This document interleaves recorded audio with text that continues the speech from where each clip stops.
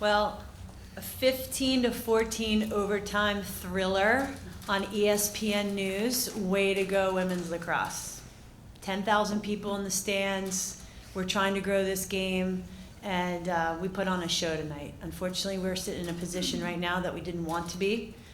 Congratulations to BC and their incredibly talented team and the fight that they had. But I'm looking at the stats and I'm thinking 10 of our 14 goals were assisted.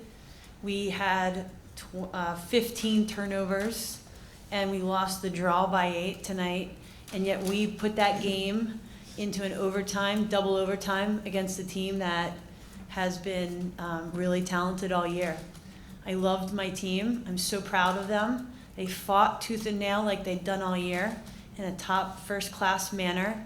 And we're just really disappointed not to have it gone the other way. But I think it was a great game for our sport. And I'm really proud of my team. I thought they showed tons of grit, toughness. I mean, if anyone ever wants to question the toughness that the University of North Carolina women's lacrosse team plays with, they saw it on display tonight because they were tough. And I am so proud of that. Media members, if you have a question, please raise your hand and the microphone will come to you.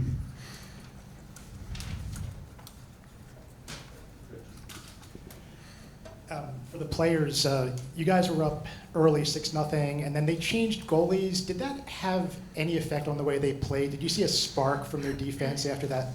A little bit, because Abby and I, who was in before, she was a righty, so we kind of knew where to place the shots around her, and it was working for us. And then when Lauren Daly came in, she was a lefty, so it kind of threw us off for a second. We weren't really faking our shots. She was kind of just having easy saves for us, and she knew where we were shooting. So I think that changed a lot, but also we should have faked more of our shots, and they would have went in.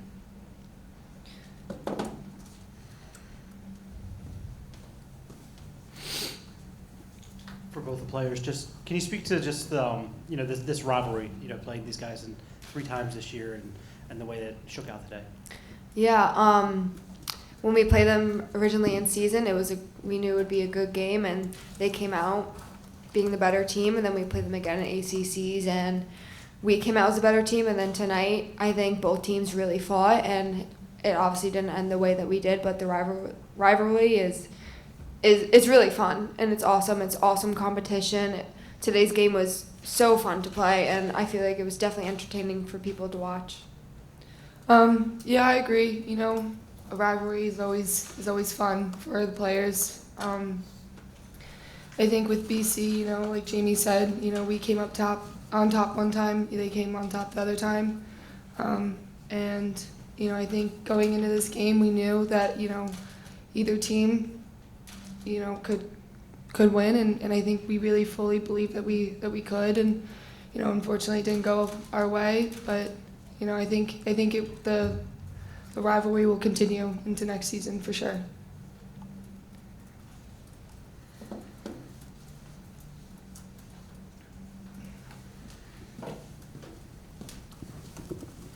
Again, for both of you guys, just this postseason experience and what you have for turning, you guys obviously included, and what you can kind of see for the future. Just how bright do you feel the future is for you guys? I think it's very bright. I mean, for us, we've experienced 2 losses in the semifinals of the Final Four, and just having this feeling of loss, it honestly doesn't feel great. But just looking into next year, we have such an experienced group of players, and we have a chemistry and connection that just has kept building, and I don't see it stopping anytime soon. I think that we'll just keep getting better and growing. Being on the edge of winning for 2 years in a row now is like such a great feeling, but coming short is also one of the worst feelings. And we really did lose an amazing senior class. They've given a lot to the program, and they're our best friends. And I think losing them is definitely big, but we have a big class coming in, and we have a lot of returners coming back, and I think we're just hungry for that win.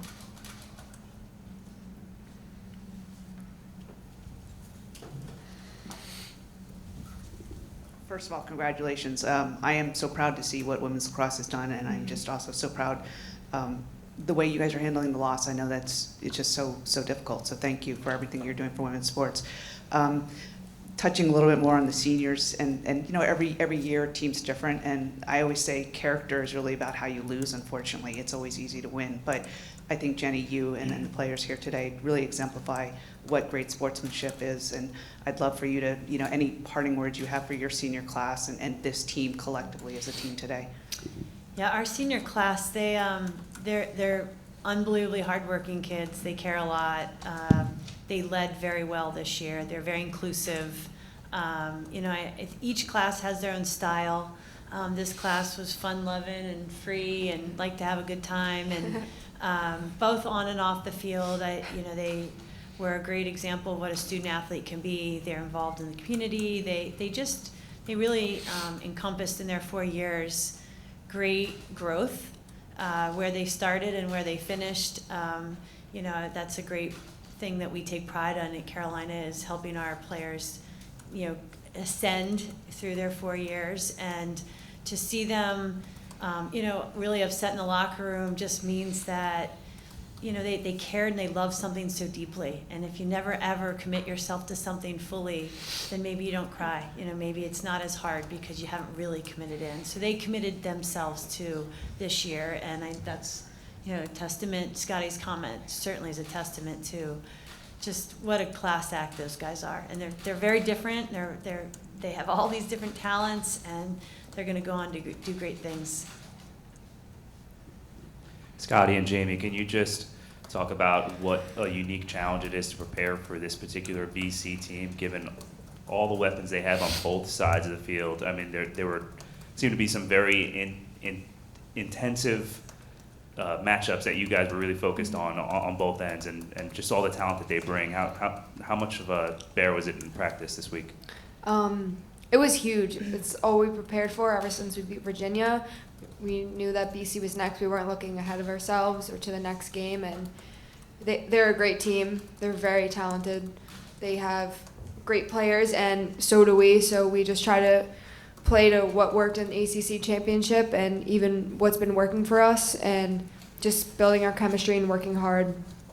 I mean, it's hard to prepare for a team that you don't know how they're going to come out and you don't know how you're going to come out, but we just worked hard, tried to improve our game, and tried to prepare as much as we could. Yeah, I mean, I think going into the game we felt pretty prepared. You know, they have amazing players on the offensive and defensive end. You know, but as Jamie said, like, so do we. I think we thought that our matchups were all pretty even. You know, on both ends of the field, and you know, I think just, you know, playing against some of the top players in the country, you know, just makes us better in the long run. And, you know, like we've been talking about, just it was a really good showcase of women's lacrosse tonight. So, Anything else for the players?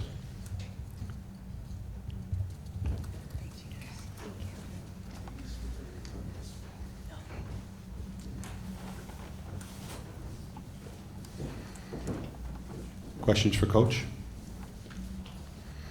Yeah, Jenny, I just wanted to pick up there. A lot of opponents, you might have one player that you attempt to potentially face guard, and in BC at times you guys were face guarding 3. And then you see someone like Kara Urbank step up, and some of their other supporting players. Can you just speak to the depth that they have and the challenge that it is to guard on all of those fronts? Well, first of all, I thought Emma Trenchard did an amazing job on Apuzzo today. She got one early in transition, obviously scored the game winner. You know, great players make great plays in the moments that they have to, and that's what she did. But I think for the majority of the game, Emma did a really good job on her. And we actually weren't in 3 face guards, although it might have looked that way.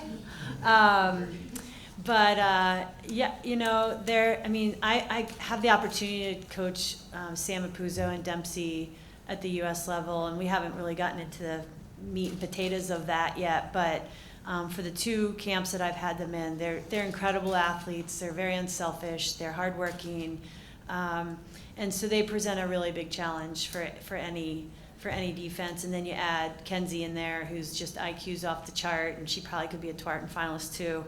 But, you know, and Urbank plays such an important role for them. And we knew that coming in. You know, she has a lot of pride in how she plays the game, and she sees herself as a really important cog in their offense, and we can tell that. So we didn't do a very good job on her, but someone's got to score for them. So, you know, keeping those guys, Apuzzo and Kent, down way below their minimums today. And Dempsey's, she's a midi, she does everything. We actually told our attackers, like, hey, she's on, you move the ball. Like, we had 2 attackers try to go against her. I'm like, no, don't do that. She's their best defender. So, you know, get her away from the ball so she can't make an impact there. So they're really talented. They have 8 or 10 seniors out there that have all played for 3 or 4 years, and that experience has been really big for them. And they're a really exciting team to play against. It's really a big challenge, but it's really fun. I mean, you sign the line to come to Carolina to play this type of game. So if you don't want to play this type of game, then don't come to North Carolina. So. Anything else for Coach? One more question. It seems like you guys did a great job today on the ride and then like defensively through the midfield. Were there any key adjustments that you had made since the ACC, or do you feel like BC just had some nerves? But it seemed like you did a tremendous job. You know, I felt like they had a lot of turnovers in the midfield. I actually was looking downfield to make sure we were matched up on most of those things, so I didn't even see how the turnovers happened. I was looking to make sure we were matched up as we came into the box, but you know, that's just effort. You know, you have to trust the effort of your players, trust the effort of your teammates, and the ride is all about effort. And at this level, at the Final Four, we've lost a championship game in 2015 because we didn't clear the ball very well, and Maryland's ride was unbelievable. And then next year we cleaned it up and won. So the ride becomes very critical in the Final Four weekend. And if you can create turnovers in the ride, that gives your team some extra opportunities, which we really needed since we weren't winning the draw. I got one more. I'll give him permission. I lost, so I can give him permission. I just speak of your goalie play, coming in and then being able to do what she did there in the overtime periods. What could you say about her performance? Well, I thought both our goalies played really well. You know, I thought Taylor Moreno did a fantastic. I think she had, I don't know how many saves she had, 10 maybe. She had 10. Elise had 4, but she didn't get credit for the interceptions that she got. And again, we use our goalies for momentum swings and changes, and we were hit a lull in the second half. We were turning over the ball in transition, and I just was like, all right, we need a little bit shake up here. So I wasn't unhappy with Taylor. I just thought Elise could maybe settle them down. So that's when Elise went in, and she's also very active on the crease. So we knew that would give us a little bit of a different look as the game came down the chute. So both of our goalies are fantastic. They support each other in a first-class manner, and they just want to see the team succeed. Yeah. Coach Lee, Thank thank you. Yep.